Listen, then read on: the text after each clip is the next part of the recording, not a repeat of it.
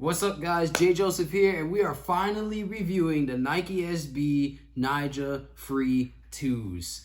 And we're going to be talking mostly about the left foot. So of course I have absolutely no damage to the right foot because my right foot is still injured and I don't really do that much switch. So there's nothing that would really get affected. And the one foot trick I do have, which is switch heels, wouldn't really receive any type of damage. Just have a little bit of dirtiness to that area, but that's it. So now the left foot, that's where all the damage is really at. So as you guys know from the first review I made on the shoe, when I talked about the shoe and all the specs, this shoe has a 360-degree rubber like material going around it. So rubber is at the toe cap, it's at the side panels, it's at the heel counter. The places where the rubber is not at in the Nyjah 2s though is where this mesh is showing, and the mesh is there to give it breathability and to stop the like crinkling, cracking thing that would happen to the toe box on the Nyjah 1s, but it comes flawed as well because of where it's at and how much of it is exposed. The mesh will rip after a while of skating, and if you really drag your foot up a lot, it probably would have been a way bigger hole had I been able to actually like connect a lot of my tricks. I can't really pop the board the way I would like to, so my timing was completely off of a lot of my tricks, but I still managed to get some clips in these shoes, and I feel like I would have put a lot more damage into the shoe had I been skating like 100%. But for someone who's not skating 100%, still having that mesh area rip is a bit of a concern because that is on all of the models that I've seen so far. And it's made like this because it's supposed to be more of a summerish shoe and give you more breathability, because the first ones didn't really give you breathability at all.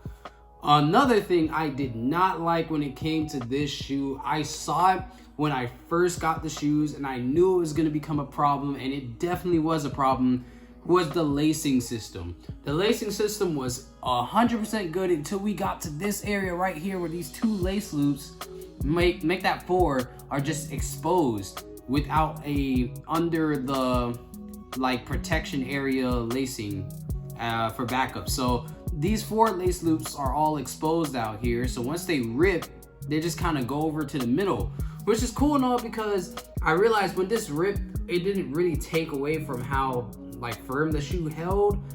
But if I want to replace my laces, now I can't do so because those areas are now ripped and there's no like secondary lacing system on those 4 specific loops.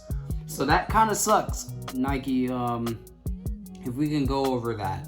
Other than the lacing situation and the mesh situation, this shoe did do its job. What I didn't like compared to the Nyjah 1s was the fact that the tongue is separate now from the rest of the shoes. So it's not a one-piece silhouette covered by the rubber now. It's a couple of different pieces. What I did want to talk about for a quick second is, although Nike has the flimsy orthotic Nike running insole thing that will take absolutely no impact at all, the sole of the shoe and whatever compound of rubber that Nike puts in the midsole and the sole is pretty impact resistant. I'm not saying you can go jump down whatever you want like it's a footprint shoe. Footprint still holds a better impact resistance than the Nyjah 2s, but it will help you take a good amount of impact resistance, and it makes this insole a little bit more, I guess, tolerable. Woo! Yeah! That's big. 3 seconds, I counted. I will say that putting a different insole in here is a little bit of a problem, just because if the insole itself isn't thin enough, then it kind of won't work with what you're trying to do. So these insoles are probably what you're going to be stuck with unless you find like a really thin footprint. This shoe did its job. The auxetic design on the sole did spread and did contract as needed, so the grip was always there, and the impact was moderately spread.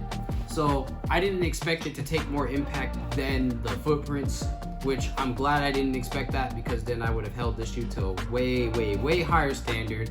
But the impact resistance of the Nyjah 2s is pretty up there on the shoe scale. This is a cup sole shoe, as you guys can see.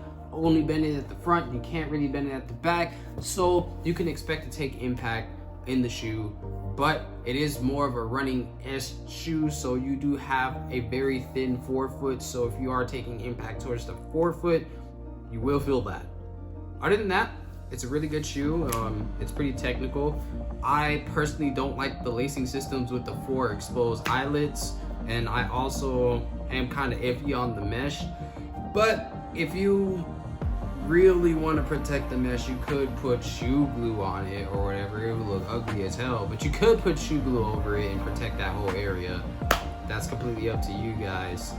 I just say that if you want to just keep a 100% more durable shoe without having to add any of that, Nyjah 1s are probably the better shoe. But if you don't really care about the mesh ripping or anything of that nature, the mesh didn't take, like, it wasn't a quick thing. It took literally close to 3 weeks of continuous skating for that to actually rip.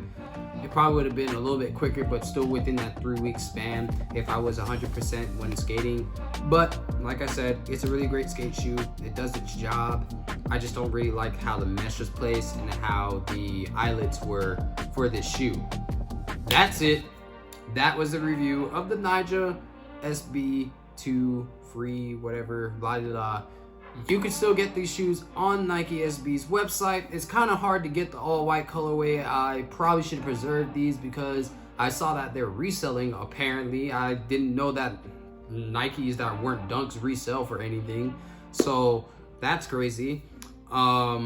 If you have a local skate shop though, go check your local shop before you try to get it off a Nike site, because I'd rather you try to help out your local shop, which is still helping out Nike, than just go straight help Nike and then your local shop has the shoes and never sells them.